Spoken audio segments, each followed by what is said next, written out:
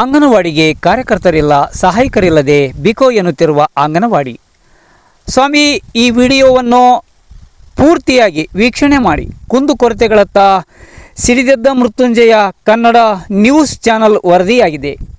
ಹೌದು, ವಿಜಯನಗರ ಜಿಲ್ಲೆ ಹೂವಿನಹಡಗಲಿ ತಾಲೂಕಿನ ಅಡವಿಮಲ್ಲನಕೇರಿ ಗ್ರಾಮದಲ್ಲಿ ಅಂಗನವಾಡಿ ಕೇಂದ್ರವಿದ್ದರೂ ಕಾರ್ಯಕರ್ತರಿಲ್ಲ, ಸಹಾಯಕರಿಲ್ಲ, ಹೇಳೋರು ಕೇಳೋರು ಯಾರೂ ಇಲ್ಲದಂತಾಗಿದೆ.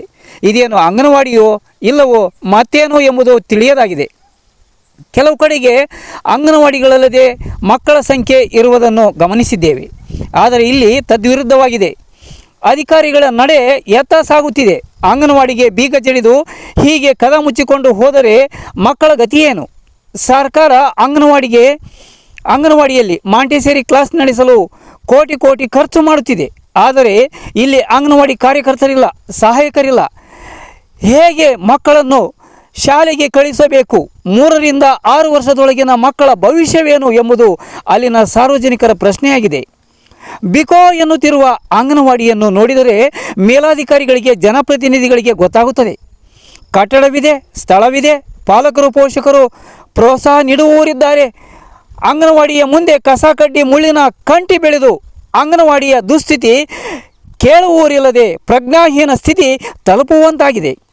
ಶಿಶು ಅಭಿವೃದ್ಧಿ ಯೋಜನಾಧಿಕಾರಿಗಳು ಇತ್ತ ಕಡೆ ಬಂದಿಲ್ಲವೇನೋ, ಅಥವಾ ಬಂದಿದ್ದರೂ ನನಗೇಕೆ ಎಂಬ ಬೇಸರ ಭಾವನೆ ಇದೆಯೇ ಏನೋ ಎಂಬ ಪ್ರಶ್ನೆ ಸಾರ್ವಜನಿಕರಲ್ಲಿ ಮನೆ ಮಾಡಿದೆ. ಘನ ಸರ್ಕಾರ ಅಂಗನವಾಡಿಯ ದುಸ್ಥಿತಿಯನ್ನು ಅರಿಯಬೇಕು. ಜಿಲ್ಲಾಧಿಕಾರಿಗಳು, ತಹಸೀಲ್ದಾರರು, ಮಹಿಳಾ ಮತ್ತು ಮಕ್ಕಳ ಕಲ್ಯಾಣ ಜಿಲ್ಲಾ ಅಧಿಕಾರಿಗಳು ಇಂತಹ ಅಂಗನವಾಡಿಗೆ ಕಾರ್ಯಕರ್ತೆಯರು ಹಾಗೂ ಸಹಾಯಕರನ್ನು ನೇಮಿಸಬೇಕು. ನೇಮಿಸದಿದ್ದಲ್ಲಿ ತಾಲೂಕಿನಾದ್ಯಂತ ಹೋರಾಟ ಮಾಡಬೇಕಾಗುತ್ತದೆ ಎಂದು ತಾಲೂಕಿನ ವಿವಿಧ ಪ್ರಗತಿಪರ ಸಂಘಟನೆಗಳ ಒತ್ತಾಯವಾಗಿದೆ.